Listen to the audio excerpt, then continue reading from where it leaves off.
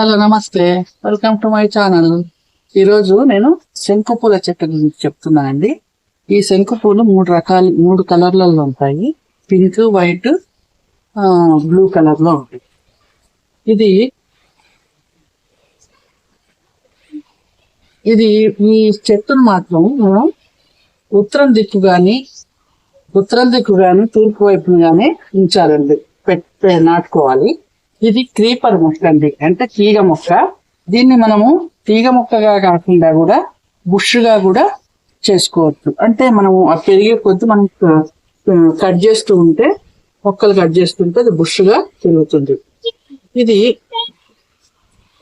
ఈ శంకు పూలు దేవుడికి వాడతాము, అంటే శివుడికి వినాయకుడికి చాలా ఇష్టమైన పూలు ఇవి వాడతాము. అలాగే మనం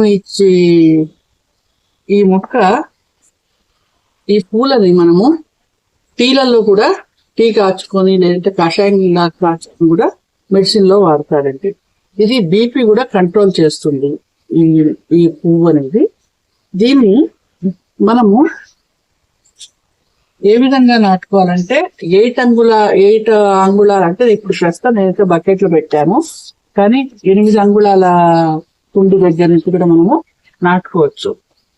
దీనికి మళ్ళీ మనం స్వీపర్ గా తీగ పెరగాలంటే మధ్యలో కర్ర సాయంతో మనము దాన్ని ఎంత ఎత్తైనా కానీ పెట్టచ్చు. మనం ఏ విధంగా దీనికి సంరక్షణిస్తామో అదే విధంగా చాలా పూలు వస్తాయి. దీని పెస్టిసైడ్ తక్కువ. ఈ మొక్కకి పెస్టిసైడ్ అనేది చాలా తక్కువ. మనము ఎప్పుడు కూడా మామూలుగా కిచెన్ కంపోస్ట్ తో గానీ, లేదంటే బియ్యం కడిగి నీళ్లు గానీ, ఏదైనా ఉల్లిపాయ నీళ్ళు కానీ ఇట్లా మనం ఫెర్టిలైజర్ గా ఇస్తే మాత్రం మొక్క ఎంత బాగా పెరుగుతుందంటే అంత బాగా పెరుగుతుంది. నేను ఇది నాటి 3 నెలలు అయిందండి. 3 నెలలకి ఈ విధంగా క్రీపర్ గా తయారైంది. ఇక నాకు గోడ సపోర్ట్ ఉంది కాబట్టి గోడ కిందికి వేసేస్తాను, మొక్కని అల్లించలేదు. ఈ విధంగా మనము ఈ మొక్కకి ఎరువులు పెద్దగా అవసరం లేదండి. మామూలుగా ఈ మొక్కను నాటాలంటే 50% మట్టి తీసుకొని 30% కంపోస్ట్, 30% ఇసుక, ఇట్లా మనము క్వాంటిటీ కంపోస్ట్ తయారు చేసుకుని మొక్కను నాటుకోవచ్చు. గుబురుగా కూడా వస్తుంది, లేదంటే క్రీపర్ గా కూడా మనము ఏ విధంగా మనకు కావాలంటే ఆ విధంగా వస్తుంది. మనకు ఈ మొక్కకి మనం ఎన్నో పోషకాలు ఇస్తుంటే చాలా పెరుగుతుందండి. బాగా మొక్కలు ఎక్కువైపోతాయి. నాకైతే నిత్యము దీంట్లో ఈ చెట్టు వల్ల, ఈ చిన్న చెట్టు వల్లనే ఒక 10-12 పూలు వస్తాయండి. మనము పూలు కొయ్యనప్పుడు